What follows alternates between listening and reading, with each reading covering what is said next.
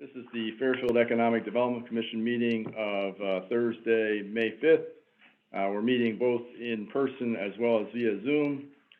In person, we have with us the chair, Mr. Lesko. We also have Justin Beck and Matt Rappaport. We also have Gretchen Grothner, our recording secretary, and Beverly Ballas joining us from the chamber. We also have members of the public. And on Zoom, I see Steve Rosado and Colin Colburn, as well as Rob Valerie and Don Peterson as well. So with that, I'll turn things over to you, Mr. Chair. Excellent. Well, it's great getting a hybrid of people coming in and via Zoom, so it's nice seeing people in face again. Welcome to meet you. I'd like to really do a quick meeting, if we can do that today. We just kind of keep things moving along to the best of our ability. So with that, I want to have an opportunity to review and accept the minutes as read. I make the motion. Thanks. Make a motion for that. Second it. Favor? Aye. Okay, great. Just for the record, I will note, I believe in attendance at the last meeting, also present was Don Peterson. I'll make that correction. Okay, all right. With that, so with that one correction of Donald Peterson being added, and accepted. I think we're all good. Good. Okay, very good. Mark.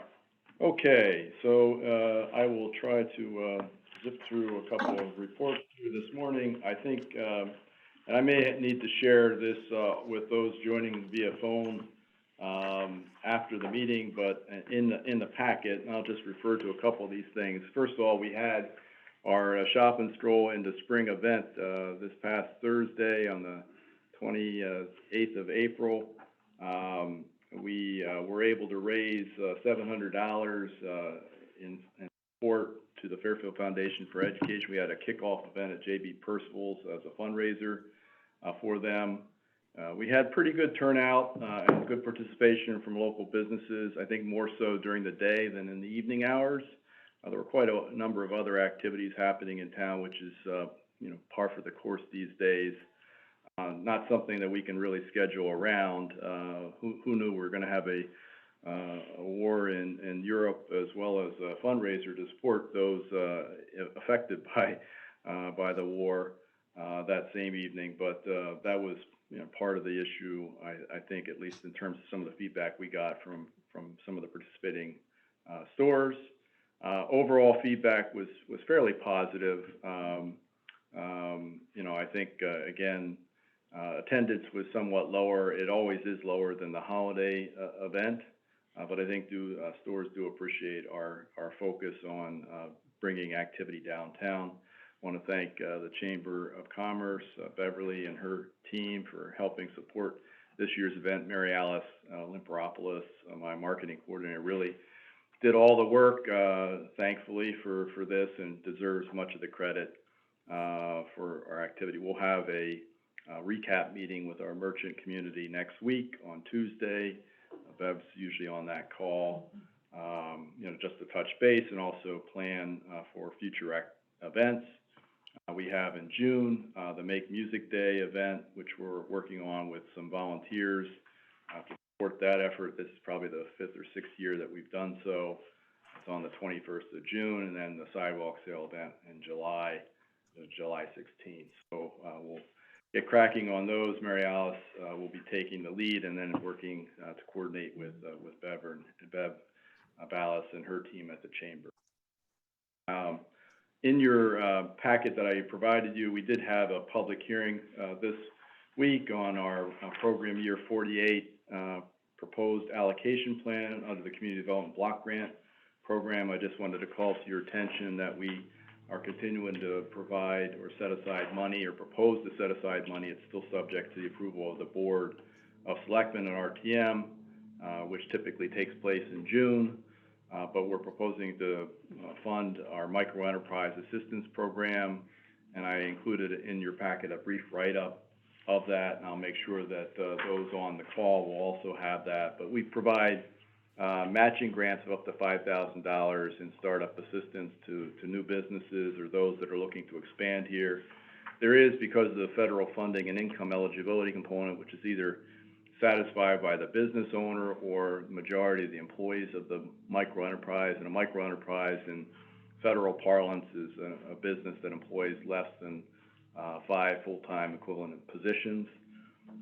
We have recently funded one such business here in town. They used it to purchase some equipment for their new retail space. They're a wall covering, flooring manufacturer. They do a lot of work online. So again, this is a program that we typically see anywhere from 2 to 5 applications each year. We have funding in the proposed budget for 5. We could obviously increase that if we saw increased activity during the year. But that program, as I said, has been long-standing, and it'll go to the Board of Selectmen sometime in early June. We also have upcoming next week a public hearing or public informational meeting regarding the proposed affordable housing plan update on May 11th. That'll be held over in the Board of Ed conference room. You are all invited if you have interest or availability that evening. You can also review a copy of the plan online. This replaces the 2014 plan. Now there's a state law that requires communities to create or update plans every 5 years, and we need to do that by June 1st. So we're on track to deliver that. Following the public hearing, the Affordable Housing Committee will meet to review those comments and then finalize the report and present to the Board of Selectmen on the 23rd of I will note that we just had the Board of Selectmen authorize a shared micro-mobility program through Bird Scooters. Earlier this past month, the Board of Selectmen authorized a pilot initiative for 12 months to give us an opportunity to look at or evaluate public demand or interest in the program. I'm sure those of you who have traveled to other cities will know what we're talking about. These are electric scooters that are available for rent. Bird is one of the bigger operators, but does work with communities of all sizes. So they work with communities, very small communities, and can manage small fleets of about 50 scooters, which is what we're looking to start with. And again, this will give us an opportunity to gauge the interest in the program, as well as look at any operational issues that we come across in the first 12 months. There's no cost to the town. In fact, there's a small revenue share component associated with it. Not like it's a big money raiser, but we were thinking that this might provide an opportunity to provide those first and last mile connections. An alternative to getting in your car. Maybe it's a little bit further distance and you care to walk. This is a stockless program, so you can kind of use them as you find them. And we do have a local fleet manager that then each day recharges, services the scooters, and then repositions them based on demand. We have the ability to then look at our dashboard and determine, where, how much utilization there is, what's the average ride, and other data that we can then use to evaluate the program. We've seen a number of new businesses open up. I think some of you have seen those in the local newspapers. We work with the chamber to conduct ribbon cutting, grand opening events. They're often helpful for retail businesses and restaurants, particularly to get their name out in the local community. This past month, we celebrated the opening of Post Oak Barbecue over in the Grassmere section of town. Bonkers Cupcakes in downtown Fit Club Jiu-Jitsu, which is next to or downstairs, right next to the Fairfield Center Jewelers. And we're also looking to celebrate this coming month a couple new businesses, Nichols MD, I think next week, and which is in the Brick Walk, And the 203, which is over in the Grassmere section, they're opening up a retail store. And Kiss Soapery, which is downtown, kind of a pop-up station next to the community. So, stay tuned for that. The other things that we've been working on this month, and again I included in your packet, and let me see if I can actually pull this up.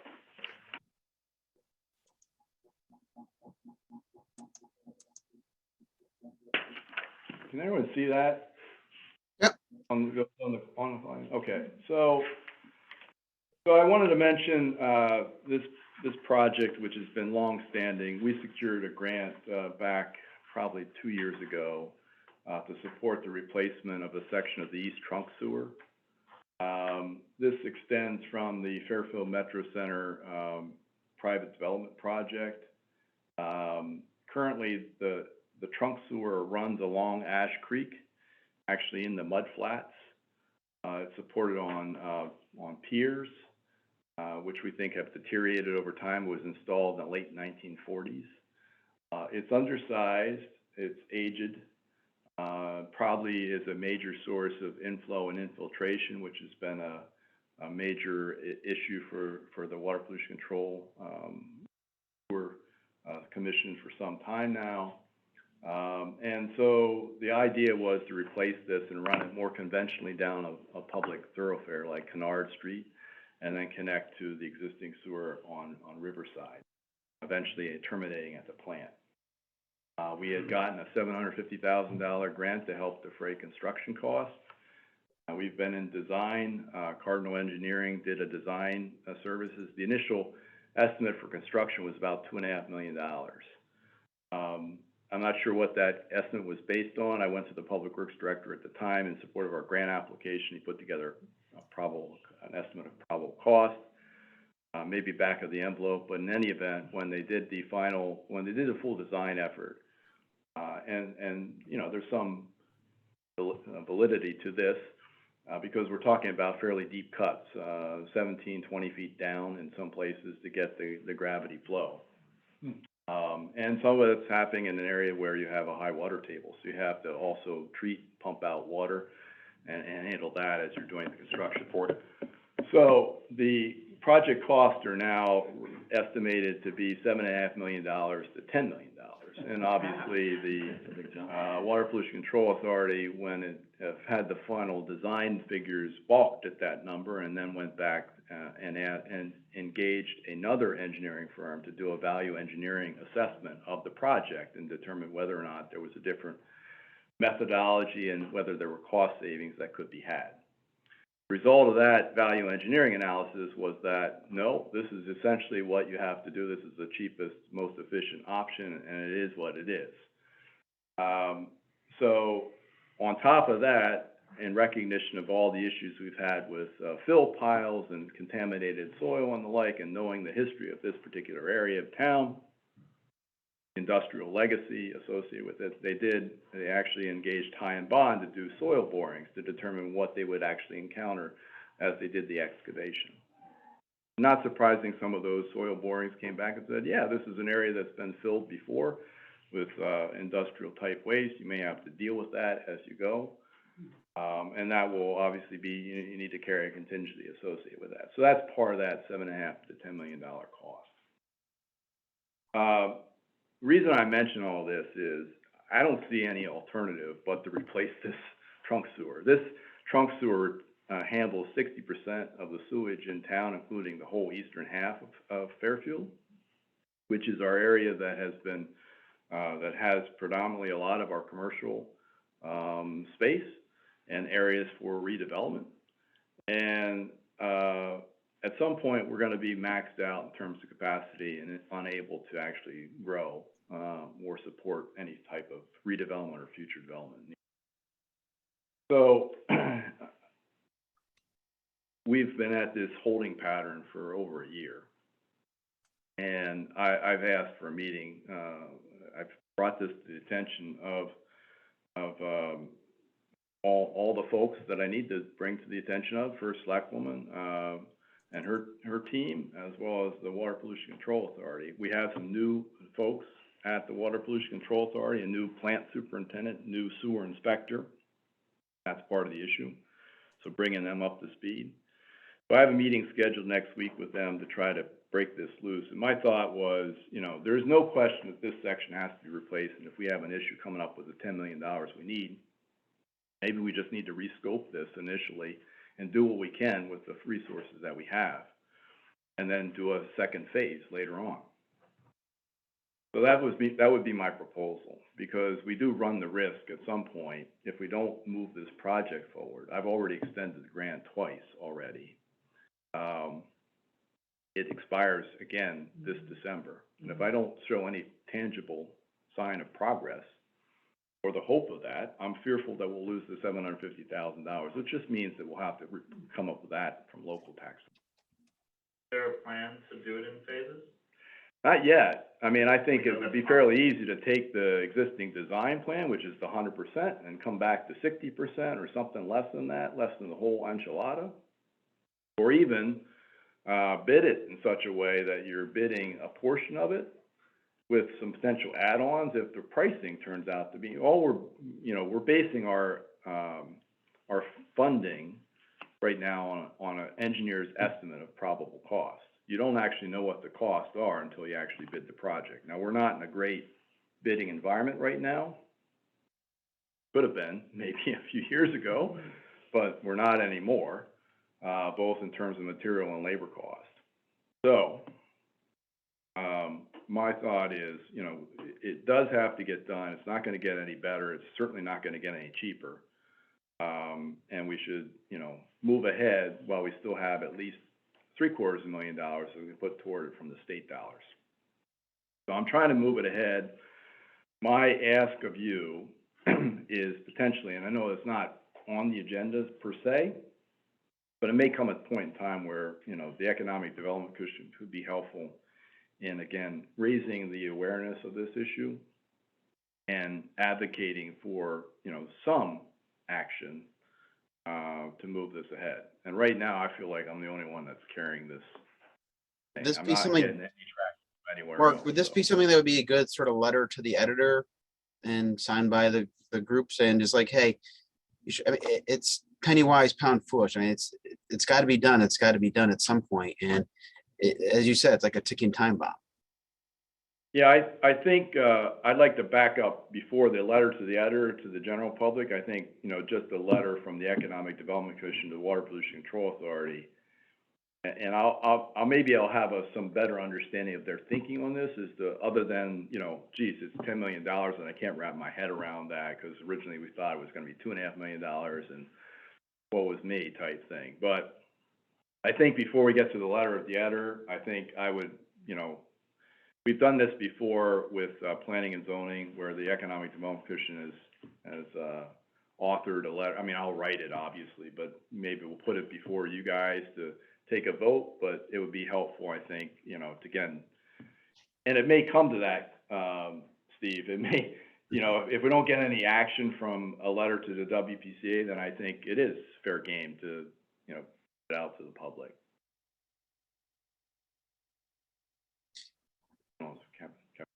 Yeah, I'm sorry. Yes, John. I didn't want to talk before being recognized. Would the soil borings results qualify as part of any brownfield remediation that would kick in any sort of state funding, considering that it's water pollution control and brownfield remediation? Would we create any opportunity for funding on it? There's potential for additional funding regardless of source. My concern would be, there's always a timeline associated with that. So to go through the application process to secure additional state, federal financing for it, whether it's brownfield or something else, I thought this would actually be a potential candidate for some of the funding that was coming out of the state to support development around transit nodes. And so we decided not to apply this most recent round, but there's another round coming up. So it is possible we can secure some additional funding, whether it's brownfield or some other source, My only concern would be, you know, the time that, that whole grant funding process just takes, probably another 6 to 12 months. So we just have to factor that into the thinking there. But I'm all ears to find whatever way we can do to, I just think we just need to have a plan. And I don't sense we have a plan. We have a plan, but we don't have any impetus to actually execute on the plan.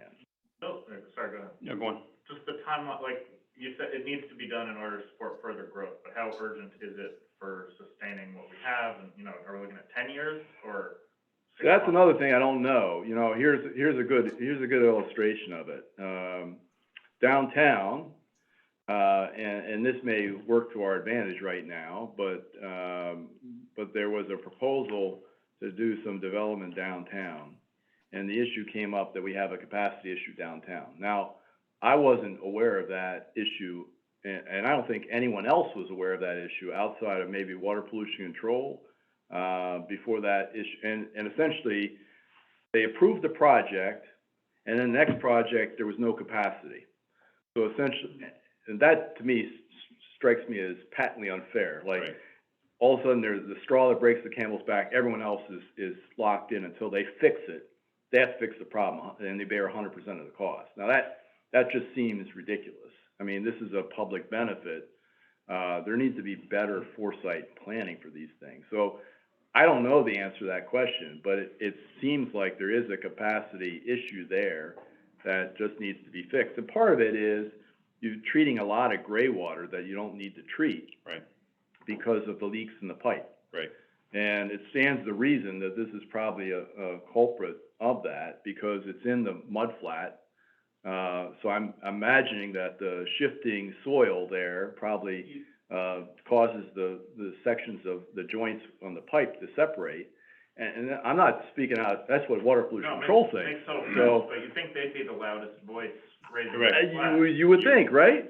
So, for me at least, I would wanna talk to them and understand their thinking on it Exactly. before determining how urgently we should be trying to get involved. Exactly. That's why I'm not, I'm putting it on your radar. We're gonna have that conversation hopefully in the next couple weeks, both with staff and with, I think more importantly, the Water Pollution Control Authority representatives to understand what their thinking is on it. But there's something that's like a disconnect here, that I don't really understand. Yeah, if they're asleep at the wheel, we should jump in. Right. If they're not, and we just don't know everything. And that's to your point, Steve. I mean, I think we have a couple steps before we, Yeah. throw a flag. They already have a built-in revenue, the WPCA fee. Yeah, I'd have to wonder what a project like this would up that overall fee by. It would actually be a very important bit of information, because then it could really show, well, okay, for purposes of bonding, you're gonna bond it, the fees are gonna take care of the cost of the bonding, but what is the overall cost to the public? I suspect it's not gonna be a huge amount. And No, because you're probably gonna take that and you're gonna finance it over a 30-year term. That's what I'm These saying. things last for 30, That's 40, right, so 50 years. I can't imagine it being a big number, and for such Or longer. a crucial piece of what they need, of what we need as a town. And on top of that, they assess, inflow and infiltration fee for new users. Yes. And new projects. Yes, And that was, the intent behind that is to create a pool of money that they can use to address these infiltration problems that they right. encounter. So, again, the point is not to hoard the money, but at some point to Right. deploy it to solve the problem. Do we know Correct. anything about their finances? I can't speak intimately. They could be operating at a big deficit, we have no idea. Well, no, I think that all enterprise funds, they need to collect enough funds from their users, they have people to benefit from the system, to defray the cost. So I think they set their rates based on that, including their, capital requirements. Mhm. And there are some other capital requirements out there. They've had to do some hardening of the water pollution control facility, and Right. upgrades there Yeah. to address, issues. But part of it is, they looked at the plant's capacity, and the plant is running at 95%. Right, And part of the issue for the plant Right. is, either you expand the plant so it can treat more waste, which is very expensive, or you figure out a way to only treat the stuff you need to. And Right. part of that is to reduce the amount of gray water that's getting in the system. Right. That shouldn't be there. Right, so the boat is sinking, so they're saying get a bigger pump as opposed to fixing the hole. Well, I think they understand that it's better for them to reduce the I&I. I don't necessarily, and maybe again, to your point, Matt, maybe I'm missing something because I'm not intimately involved in it, but I am concerned, and I've brought this up, and I just, would like to make sure that, this is on other folks' radars. And if what happened downtown is an indication of how they operate, it probably doesn't look very good. Well, and again, it's a board that turns over, so it's like this commission, Right. volunteers, Right. and so the staff is really the glue, but Right. there too, we've seen some staff turnover, so some of that institutional knowledge may have been lost, but. Yeah, do you have any indication of what the bandwidth of, like, for selectmen is on this topic? Like, does she have? I think part of it right now is, Brenda, and maybe that'll hopefully free up a little bit with the budget Mhm. being, there's just a lot. There's a lot going on. I know, Going on, that's why I so- ask. I mean, Yeah, I just. and so I don't, I'm not casting aspersions on No, anyone at no. this point, it's just, Yeah, I don't see a plan, and maybe there is one, I'm just not aware of it, but I did wanna bring it up, and then if, I'll report back next meeting, and if we think that a letter from this Yeah. commission to the Water Pollution Control Authority would be in order, I'll draft it and have it ready for your Yeah. review. I have someone, make a motion on that? Oh, I'm sorry. No, we don't need a motion, because I don't put it on the agenda, so I think it's just informational. Okay, we're all in agreement that we would like to see a little more pressure, to bear on this? More information first. Well, more information Yeah. first, absolutely, yeah. Okay, Two observations on this. You were talking about the budget implications of this. I think the WPCA is, a self-funding entity budgeted outside the town budget during the budgetary process. So they take their user fees and whatever. So I think that's the way it works. So you'll find it in a separate line and an area within the town budget. Second point is, I remember from a conversation with the DPW people, over 2 years ago, maybe 3 years ago, that the infiltration component of flow through the, facility was about 40%. That's a pretty very low high. component. So that would mean that if they're running at 95% now, but you took off 35 or 40% of that flow, you have enormous capacity on that plant. So this problem is one that's very critical to get fixed, to not have to rebuild or expand that facility at the WPCA facility, which is a very expensive right, proposition. I or agree. push that facility to its maximum capabilities, which has a cost as well. Two other quick things I'll mention after, this, and I appreciate everyone, so I'll stop, screen share again.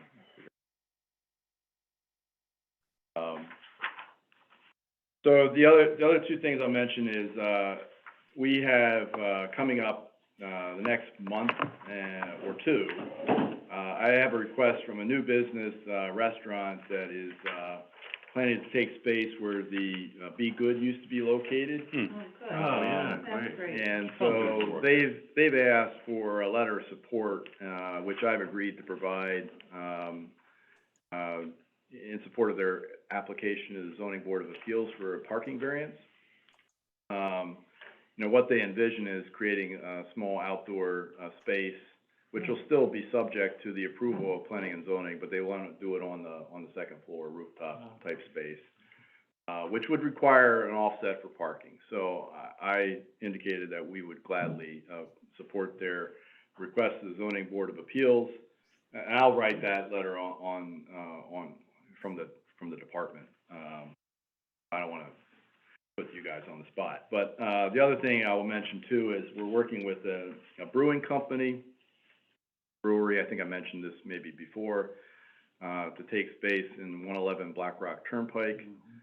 That too will need a, pretty substantial parking variance, just based on the size of the building. The building is about 25,000 square feet. Some of that will actually be for, the traditional brewing, process, but a good portion of it would be considered patron floor area for both the restaurant as well as a beer garden.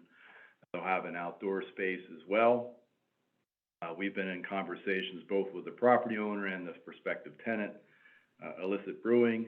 We've talked to and facilitated a conversation with DOT about, using portions of the Fairfield Metro Center parking lot. There's 1,400 parking spaces there, so it's not like there isn't parking nearby that they can use. But we have to go through the process of requesting and hopefully securing a parking variance to support this use. So that'll most likely be on the June agenda. And depending on the timing of that, I mean, we could ask for a formal motion from you guys, but I had already extended, the department can certainly write a letter indicating, stating the facts, which is you got big parking lot next door. We think there's ample parking nearby. This is no different than like FTC downtown. So we don't see an issue. I've talked to planning and zoning. They don't see an issue, but again, we'll need a parking variance from ZBA. How would that work? Because there's a fee for Metro parking. So, their peak hours are predominantly on evenings and weekends, and there's no fee for parking for the general public after 5 p.m. on weekdays and on weekends. That's existing DOT policy on all Metro North stations. Now, obviously, it's for the commuting public. That's the purpose, but it's not like they have somebody monitoring, you park there and you walk next door. Right. We've encouraged people to use the parking lot downtown for the same reason. Downtown businesses when there's not parking on street type thing. So, we did talk to DOT to make sure that they were okay with that. And I think generally they are. They'll provide some kind of letter of support or indicating. So, just keep you in the loop on that. That's it for my reports. Fairly lengthy, I apologize. No, very good, very good. Any committee updates? I did meet with Rob. Rob's on the call. We are moving ahead with regard to looking at the feasibility to establish a restaurant down at on the waterfront, either at the Marina or someplace else nearby. I think the Marina is our chosen and preferred location. Part of what Rob and I talked about was, we've asked Sacred Heart and Fairfield University to do market analysis feasibility studies for us in the past. We did it, I'm thinking specifically with regard to the community theater. And this is a great project, and I'm thinking, again, this is it's not up to us. This is really in the purview of the Parks and Rec Commission. I want to make sure that it's in their 5-year plan, which they're doing, an update at least to consider this type of thing. But I think what we could do to help support this is to, put a little bit of meat on the bones and do a little bit of analysis to determine whether it's feasible and what the cost would be and that type of thing. Look at the market, determine what the competitors are. And that seems to me like a great project for some students with a faculty support at one or both universities, and we could do that for the fall and then have a report by, the end of the year type thing. Is that a good recap, Rob? Absolutely, 100%. Get our allies together and see what we can do. So what Rob's doing is he's identifying stakeholders and people that might be in support. Because all of this will obviously depend on, rallying the troops and talking about, other folks that would be interested in this type of thing. Typically when you put things before a board, the people are most likely to show up are those that are not in favor of something. So Imagine that. it's helpful to get, get people that are actually thinking that this would be a good thing, right? Any efforts to loop those people in? That's what Rob's got the hard job, which is to figure out who those people are and how we can best engage them in this process. Rob, have you identified, or just as an idea, have you put your finger on a location that you're trying to use as a hub, and then therefore identifying where those stakeholders might be? Yeah, absolutely. We're looking at the marina itself as the most viable option. There's a humongous parking lot there. It's rarely ever used, and you can actually put a structure at the end of the marina facing out on the water And in the wintertime, the boats that occupy that, because I live right there, so I walk up and down all the time, and we can easily move those boats to the other part of the parking lot, and it won't have any impact on the helipad that's there. There's plenty of parking all around as it is, and we can even change. There's actually an unused driveway that's basically chained off of South Benson as well, so we can have a really easy traffic flow through there. So I'm meeting with someone who's on the town planning and zoning board tomorrow morning at 10 a.m. She's been around forever, knows all of the players, and between what she wants to do, her thoughts and my thoughts, I'm going to put together a plan of who to target, and then start meeting with those people as well. And at the same time, we're gonna start doing the process at the university to get those numbers together, and hopefully have some steam. I mean, this is going to take a long time, especially I don't know what's going to happen with Penfield with the pavilion there, but it's going to be interesting to see. But I think that this project would be great. Another thing that I thought would be kind of cool that might entice the boaters that are there, as well as the people that are around there, is we can, for fun, we can make this restaurant. If you go fishing, you bring your fish to the restaurant. They can cut it up for you. They can skin it for you. They can cook it for you. Bring it back to your boat if you want to do that for obviously a fee, or they could just skin it for you as well. Then you can also we'll have a convenience store there as well, selling wine and beer. Because if you know these boaters, they can pretty much go out with a lot of beer every time, and why not take that revenue away from other places and put it where you can get revenue for Fairfield itself? So and make it a convenience thing. So those are the two things we're thinking of. And also the other thing I was concerned with is people's view being blocked by the structure, but the trees themselves are higher than on the back of the parking lot than the structure would be. So that shouldn't matter at all. So we're definitely moving forward with this in the right way. It's got to get the right people that have the power and influence to push it forward, and that's what we're starting with right now. So just to go back to the location itself, are we talking about by the skate park, or are we talking about the boat? The other end. You know where you come in and you've got the little hut to check in? Yeah. Okay. You make your first left. So it's by the main boat ramp then. Right. So that's over by the heliport there. So over by where that peninsula is. It would be actually between the heliport and the entrance to Marina. It'd be right smack dab, right in the middle of that.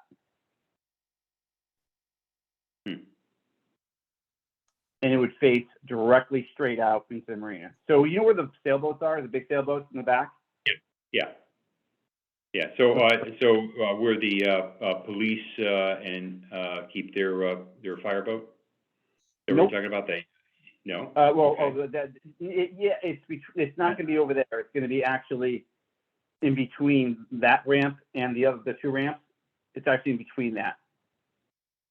Right where the sailboats are lined up, the last row of docks, we're going to face the structure facing those. Another time. Well, that might be too technological for me. So again, you're heading, you're making the left off the security. You're heading towards the heliport, the pad. Basically, it's right. You take the left, and then it's right there. Just we're not going very far on that parking lot, right where they usually store the boats in the winter. Yeah. Okay. So you're keeping it closer to the Turney Road entrance. Correct. Okay. All right. Okay. And you're thinking that the neighbors aren't gonna. We'll get a plan for next time. Well, the thing that I was concerned about the neighbors, and this happened before with the solar panels. I was there for that meeting for the solar panels, and the neighbors were crazy about that, and that makes sense. But with this, there's going to be the only thing I'm more concerned with is their noise if there's a lot of noise at night, Mhm. during the summer. That's the only thing I'm really worried about. I'm not so much worried about the structure itself, because again, the trees that are in the back of the parking lot block those homes' view anyway. And also, we're not going to make a 2-story building. It's just going to be 1 story. So it's not Mhm. like it's going to be a huge thing. Of course, we have to elevate it because of the water, but it's not going to be this crazy, massive building. We're going to, if you guys ever been at Rowayton Seafood, Yeah, similar to that. all right, cool. All right, thank you. So we'll have more information as we move forward with, feasibility, but I wanted to bring the group Yeah. up to speed on that. Okay, good, very good. All right, any other committee updates? Yeah, I've been doing some outreach for, the potential future Taste of Fairfield on a grand scale. Ah, yes. Great, And I was gonna get in touch with you yeah, shortly. absolutely. So I reached out to Taste of Stanford, because they have an Yes. ongoing event. In touch with, the chamber there, actually. Mm-hmm. And, my query was, who do you engage to take control of that type of event? You know, the outsource, the insource, and if there was a company that you engage, because, it's a massive project to do it on a grand scale. They actually do it in-house. There's a lot of different models, but. Right, and then I've also reached out to Hartford. Hartford has a major taste of, haven't heard back from them yet, but, the event. I also met with, McKay Jimison from Parks and Rec, one of the members he's on the commission. And, pitched him a little bit on the idea of the bigger Taste of Fairfield than the one that we already have planned. And, same time, I pitched him on a whole bunch of other ideas that I had already passed along to Craig, who was the consultant that they hired, to get, to the public, to get, input, a few months ago. But anyway, haven't heard back from him on any feedback on that. I'm just letting you know that I'm Good. starting to take some action on that. And this too may be another thing, if we get some traction with either university on the Marina restaurant concept, this too might lend itself for, again, a further in-depth analysis that save you on some of the legwork. Yeah. We could have you working with, student. That'd be great. At the That'd be university. fantastic, sure. Mhm. Where does Mhm. Stanford hold theirs? Down by the shoreline? I don't remember exact location. Okay. Yeah, I'd have to go back and look at that. I can work with you in developing like a scope of work, and same with Rob. I've kind of scoped out a little scope that I present to the university and say, hey, do you have anyone who'd be interested in shepherding this as All right, sponsoring sure. it, so. Mark, was it Mosley Media who handled that for a couple of years? Yeah, there was a Taste of Fairfield, Over at kind of event at the Delamar. Delamar. Yeah, it was They had a a Brook local Lawn media one company there. that did it, Mhm. yep. They might have some insight, that's, Well, the people that ran it are not there anymore. Ah, so they've all okay. moved on, which is why we're not running the event. Good, thank you. Anyone else? Have you been to the one in Greenwich, the Wine and Taste of Greenwich Festival? That is a pretty, Yeah. Yeah. Yeah. it's probably a very We need to different get- model. There's a lot of sponsors to it, and it's set up more like an expo, but it was a fairly high-end ticket. I think the tickets were like something like $500, but it was a really fun day. I don't think we'll be doing that. but- All right, we're gonna move on to maybe updates, or pending, applications. In the interest of time, I'll just reference a few. Yes. So I think most of you are aware that there was an application filed for 15 Umpqua downtown. We have been working with, Dr. Forrest, who owns the property, to see if we could come up with a mixed-use development that would make sense in terms of scale and look and appearance that would fit downtown. Obviously, he's chosen to go a different route. I don't know if it's irretrievable at this point, but, they filed for a set-aside application under 830G, a straight 100% residential, fairly high density, like 63 units downtown, 5-6 story type building. Not the most attractive, and, clearly there's some issues there. As I mentioned, there's a sewer capacity issue, which they've never really navigated successfully, so they haven't gotten approval from Water Pollution Control, but yet filed the application. There's also a high water table, so there's issues in terms of, flooding in that area. They have underground parking as part of the development proposal. So it hasn't been scheduled for a public hearing. I think it's been accepted by the commission, referred to a public hearing, probably to be held in June, July timeframe, but I'll keep you posted on that. Can they go as high as 5 or 6? Well, our current regulations allow for 5-story, 50-foot buildings downtown. Okay. But 830G allows people to kind of set aside local zoning, as long as there aren't any compelling public health, safety issues to outweigh the need for affordable housing. We think there might be some compelling public health, safety issues that, might impact this proposal, but it'll have to, be based on the evidence that's submitted into the record. So we'll keep you posted on that, and then we have a code, review meeting scheduled with, this month for a proposed mixed-use development, much smaller scale on 116 Sherman Street, which is a small office building, but it's proposed for an attorney, a law firm that wants to use it for both residential as well as their law offices. So, again, more appropriate for the scale, but again, a little bit more modern design than what we're accustomed to on Sherman Street, so we'll see how that works. Is that the one that was just recently sold? Yes. Right? And it was Michael Knight's property. He had proposed something similar to this, which he won't let me forget, so. Oh, is that That's that right. one? Oh, right, okay. And I know that folks are interested on, Fairfield Metro Center. So we're continuing to work through the issues there. They have before inland wetlands, hopefully last night, they approved it, a modification to the permit, so that they can change their project sequencing phase. And so that's moving ahead. They haven't closed on the property yet, so we're waiting for, the state to indicate their consent through an estoppel agreement, so that, they can move forward with, closing. And then, their plan is to then pull a building permit for their first building, by June, which is, I keep bringing it up. So I'm actually going from this meeting to a meeting with the fire marshal and building officials, meeting with the architect to do a plan review. So it is moving ahead. I'd like to have a lot of things checked off the box, but things are in progress, but, we're still proceeding on that. So I'll, again, keep you guys posted on it. Great, very, very good. Beverly? Just to echo Mark's comment on Shop and Stroll, I think that we did kind of hear that later in the evening, attendance kind of dropped a little bit, but we did hand out, about 100 bags downtown and More than that, actually, yeah. Right, more than that. And so we were just on the streets and meeting with shoppers and thanking them for shopping local and handed out the shop local bags, so. So that was nice, and then we'll look forward to working together on the sidewalk sale this summer.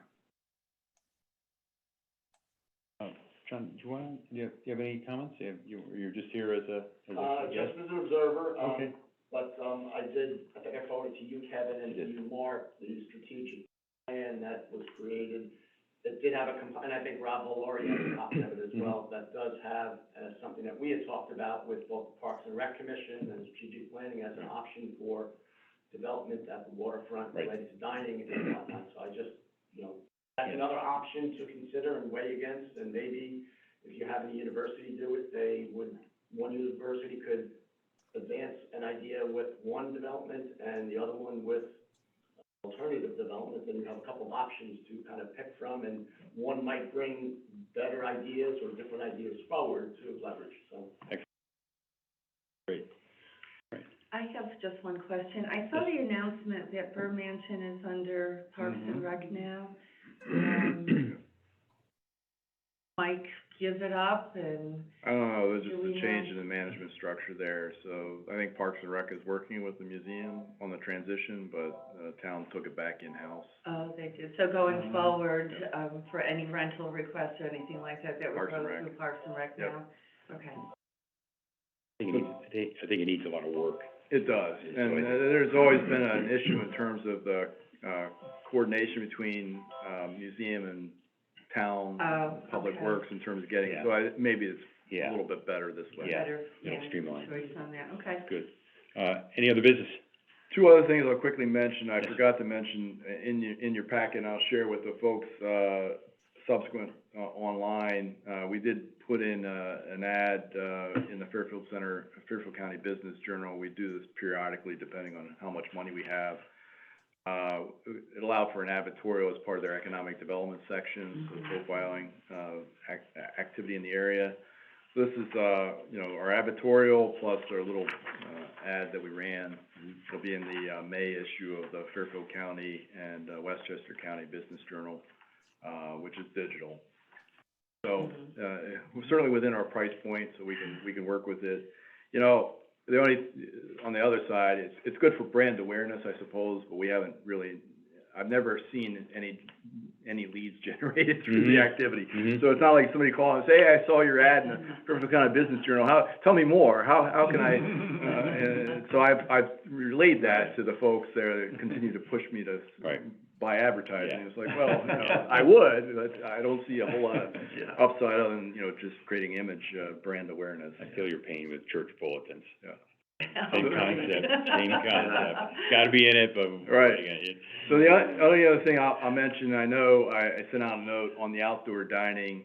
The feedback we got from the commission, I knew this was gonna happen as soon as the state, did indicate that they're gonna, and we supported the state, bill that, extended the temporary accommodations for another year through April next year to give us some more time. But as soon as that happened, I knew the pressure would be off the Planning and Zoning Commission to do anything, and of course, they reacted as I predicted. They kicked the can down the road and said, we'll just take a little bit more time to study this issue, because we need to study this issue some more, and come back to us in the fall, and maybe, talk to the police chief and fire chief as if I didn't already talk to them. And the chamber, get letters and blah, blah, blah. So we'll do all that. In the meantime, I thought, and I reached out to some of the restaurants who were somewhat disappointed, because, there is an advantage to having a regulatory scheme in place so people can plan accordingly. It's not just, 1 year at a time. People try to make investments based on the long term. So, what I've asked them and suggested we might want to do is do a petition drive over the summer. So restaurants that are interested, we could have a little sign-up sheet at their restaurant. They could have people sign the petition, and I'll flood them with, 1,000 signatures in support of outdoor dining, which I think would be helpful. So, that's something, and I got some positive feedback from restaurants saying, yeah, I'd be happy to do that. So, we'll retool it and come back. I think we could have actually, what the state's allowing us to do is actually take existing parking lots and use for outdoor dining, and our proposal is much more modest in scope. You could argue that maybe that should be the permanent scheme going forward, given the fact that we haven't really seen any negative consequences for that for 3 years. But we'll take that as we go. But I just wanted to say I appreciate your support, and we'll bring it back in the fall, and I'll keep you posted on it. Great, that's good. All right. Anything else before we close our meeting? Old Dog Tavern in Black Rock. Yes. What's going on there? It is going to, just sold, the lease transferred, and I believe the business sold.